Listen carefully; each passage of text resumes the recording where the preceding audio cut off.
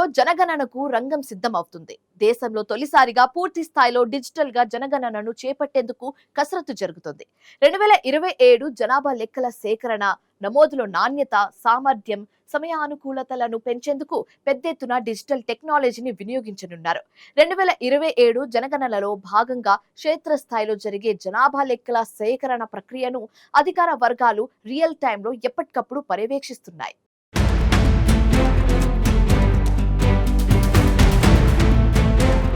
దేశంలో జనగణన ప్రక్రియను తొలిసారిగా పూర్తి స్థాయిలో డిజిటల్గా చేపట్టనున్నారు.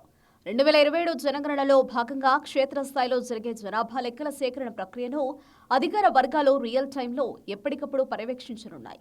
ఇందుకోసం census management and monitoring system అనే డిజిటల్ పోర్టల్ను వినియోగించనున్నారు.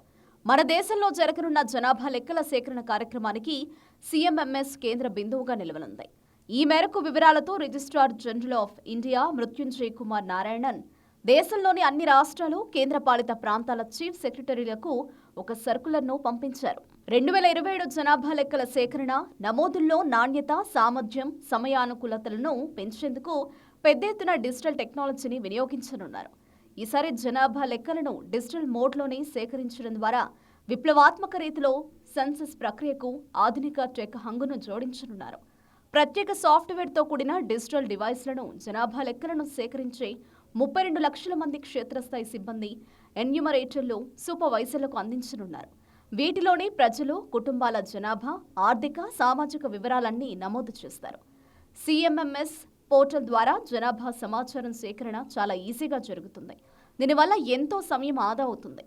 దీనిలో తప్పుల సవరణ కూడా సులభంగా చేయొచ్చు. 2027 జనగణన అనేది దేశంలోని తొలి పూర్తిస్థాయి డిజిటల్ జనగణనగా నిలవనుంది.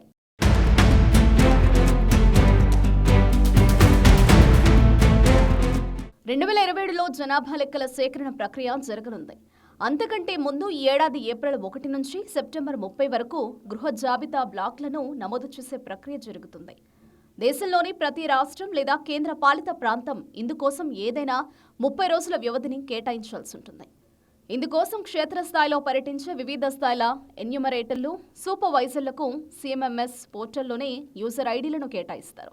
గృహ జాబితా బ్లాక్లను, వాటి పూర్తి వివరాలను, సూపర్వైజర్ సర్కిల్ సమాచారాన్ని తయారు చేసి దాన్ని ఎన్యూమరేటర్లు, సూపర్వైజర్లకు కేటాయించే బాధ్యతను సైతం సిఎంఎంఎస్ చూస్తుంది.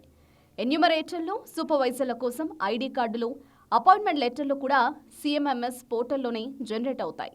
ఎన్యూమరేటర్లు, సూపర్వైజర్లు జనగణనను పర్యవేక్షించే అధికారులకు వారి హోదాలను బట్టి సిఎంఎంఎస్ పోర్టల్లో వివిధ ఫీచర్లు లభిస్తాయి.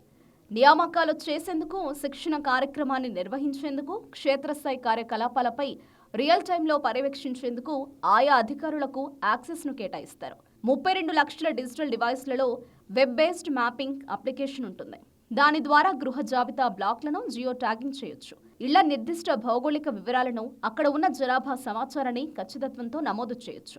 డిజిటల్ మ్యాపింగ్ టూల్స్ ద్వారా ఇళ్ల సరిహద్దులను అత్యంత ఖచ్చితత్వంతో మ్యాపింగ్ చేయొచ్చు. ఎలాంటి తప్పిదాలకు అవకాశం ఉండదు. భవిష్యత్తులో మౌలిక సదుపాయాల వికాస ప్రణాళికలు, విపత్తు నిర్వహణ మార్గదర్శకాలను కేంద్ర ప్రభుత్వం రూపొందించేందుకు ఈ సమాచారం ప్రమాణంగా మారనుంది.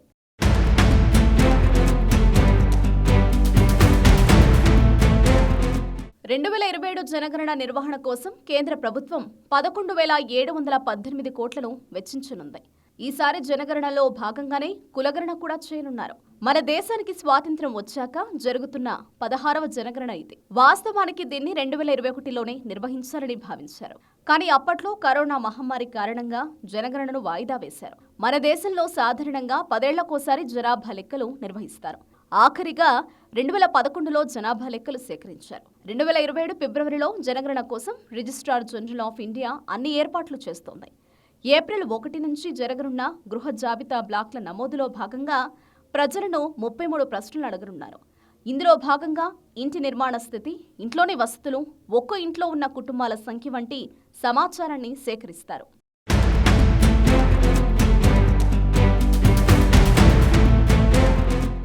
2021లో జనగణన చేపట్టాల్సి ఉండగా కరోనా కారణంగా వాయిదా పడింది.